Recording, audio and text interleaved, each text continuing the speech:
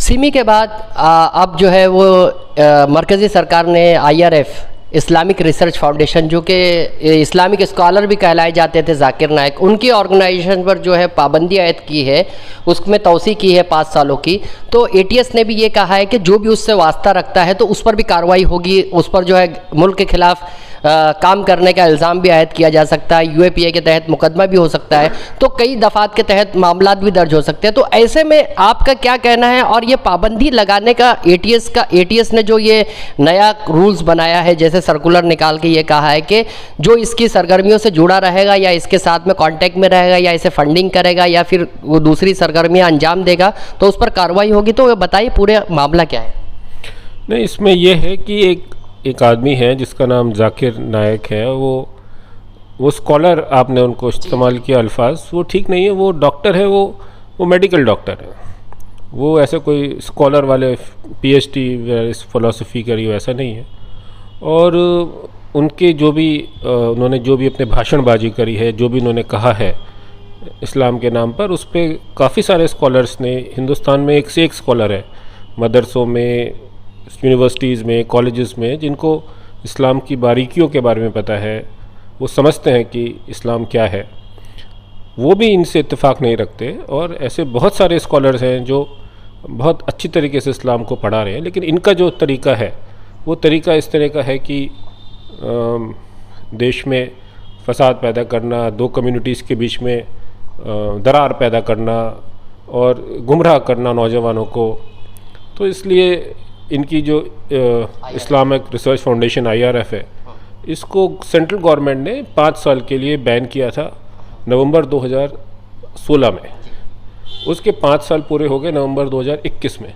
उसके बाद फिर ये बैन जो है 5 साल के लिए बढ़ाया गया। तो ये तो एक कायदे का एक प्रोविज़न है, एक उसकी तरतूद है कि भाई जो भी बैंड ऑर्गेनाइजेशन है यूएपीए में, जो भी उस ऑर्गेनाइजेशंस के साथ कोई भी तरह का राफ्ता रखेगा या उनके फंड्स के साथ कोई मैनेजमेंट करेगा या कोई ऐसी बात करेगा जिससे उसको फ़ायदा हो ऑर्गेनाइजेशन को, तो वो भी गुनहगार हो जाएगा, उसको भी सज़ा मिलेगी। बताया जाता है कि जाकिर नाइक जो थे वो तबलीग करते थे, इस्लाम की तबलीग करते थे, लेकिन उन्होंने भी इल्ज़ाम लगाया कि उन्हें ज़बरदस्ती फंसाया गया इस केस में और वो जो है बेकसूर है। तो इस सिलसिले में आपका क्या कहना है? वो अपने आप को बेकसूर कहकर लोगों को बताते हैं कि वो मैं इस मामले में जो है फंसाया गया हूँ। नहीं, अगर उनका कुछ कहना है तो वो तो मामला कोर्ट में तय होगा, कोर्ट में जाके वो अपनी दलील पेश कर सकते हैं। लेकिन आपकी जानकारी के लिए मैं बता दूं कि सिर्फ हिंदुस्तान में नहीं, और भी बहुत सारे देश हैं, बहुत सारे मुल्क हैं जहां पर उनके भाषण को रोका गया है। अब मलेशिया में वो शायद हैं, वहां भी उनको भाषण पे पाबंदी है, श्रीलंका है और बांग्लादेश है, कनाडा है, यूके है।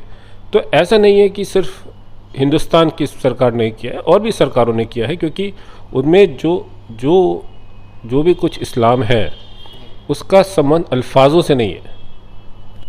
तभी मोहम्मद पैगंबर कहा गया, क्योंकि उनको अल्लाह का पैगाम है। अब पैगाम से तो आप दूर हो जाए और अल्फाजों को पकड़ के, अब इतने साल हो जाते हैं, अल्फाज बदल जाते हैं, ज़ुबान बदल जाती है, उसका इधर से उधर तोड़ मरोड़ के लोगों को गलत बात कहना और आतंकवाद को बढ़ावा देना, तो ये तो मुझे लगता है किसी भी मुल्क की सरकार बर्दाश्त नहीं करेगी। यानी आपका ये कहना है कि कुरानी आयत का जो है गलत तर्जुमा पेश करके, तशरीह पेश करके और गलत तरीके से उसको प्रेजेंट करके वो नौजवान को वर्गलाते हैं। नहीं, अगर कहीं किसी मजहब में ऐसा लिखा है कि आप जो है सही रास्ते पे जाइए, आप सही रास्ते पे जाएंगे और सही रास्ते पे जाते समय अगर आपकी जान की भी बाजी लगानी पड़े तो आप पीछे मत हटिए। अब इसका कोई तर्जुमा ऐसे कर दे कि आप सुसाइड बॉम्बर बन जाइए, तो ये तो बेवकूफ़ी की बात है। सभी समझते हैं इन बातों को, कोई आजकल का नौजवान भी कोई ऐसे नासमझ नहीं है, हर आदमी समझता है। और हर आदमी अपनी तरक्की के लिए, अपने परिवार की तरक्की के लिए, अपने मुल्क की तरक्की के लिए काम कर रहा है, और इन सब बातों की तरफ को ज़्यादा ध्यान